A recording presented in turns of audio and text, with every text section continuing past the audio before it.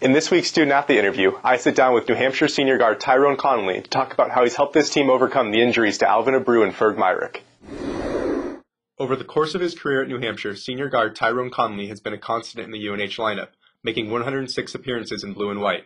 However, following season-ending injuries to Alvin Abreu and Ferg Myrick, Conley has taken his game to another level this season, averaging a career-high 14.8 points per game and emerging as a leader for an inexperienced Wildcats team. Okay, Americans fans, today I'm here with New Hampshire senior guard Tyrone Conley. Tyrone, how's it going? Pretty good.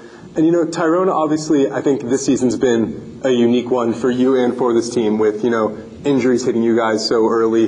But through that, you've put together the best season of your career. Can you talk a little bit about how you've adjusted to, being the main guy in the offense and kind of what have been some of the keys for your success this season?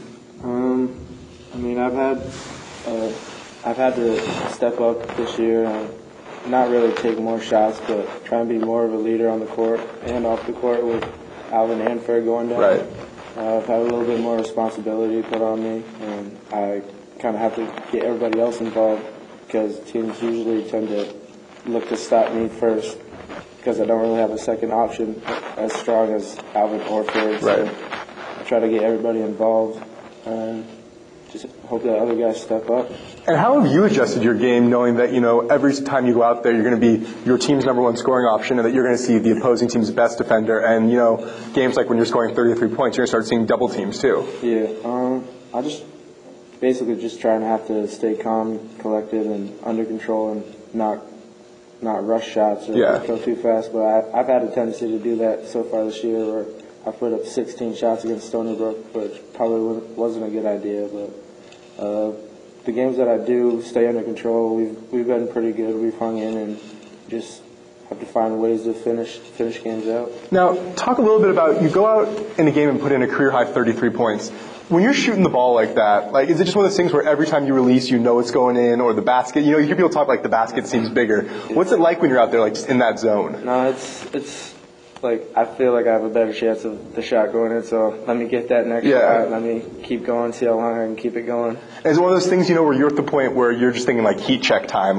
You're 5 feet behind the three-point line. It doesn't matter, you're just feeling it. Is that one of what those games was like for you?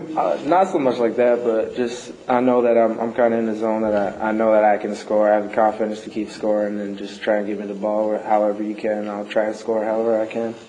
And I guess, away from the court, what are some things that, people that don't know you that well might be surprised? What are some of your hobbies away from the court? Some of the things that you're doing when you're not playing basketball? I like to do puzzles, 1,000-piece puzzles. Really? Yeah, in my free time. If I ever get free time from basketball. That and just video games with some of the guys on the team. Yeah. Just hang out with the guys. Have you always been interested in the puzzle thing, or is that just something that, something you do to pass time type thing? I don't know. I kind of started in middle school, me and my brother used to do it, and then I've just been doing them ever since. Really? That's interesting. Is it kind of one of those things where do you have a little bit of a math background and putting those things together and solving things is kind of an interest for you? I love doing puzzle stuff, things that you can solve. And it's just fun. Yeah, that's awesome. It's an accomplishment when you finish them. So.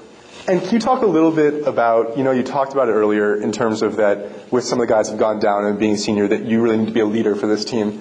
For you, for leadership, is it a vocal thing? Is it, you in practice showing guys what to do? How is Tyrone Conley a leader on the court? Well, I've never been a real vocal guy, but I definitely lead by example. But when there comes a time that I have to be vocal, I usually step up and try and guide guys through whatever they have to do and just help coach out, trying to be as vocal as possible, even though that's not my favorite thing to do. Right.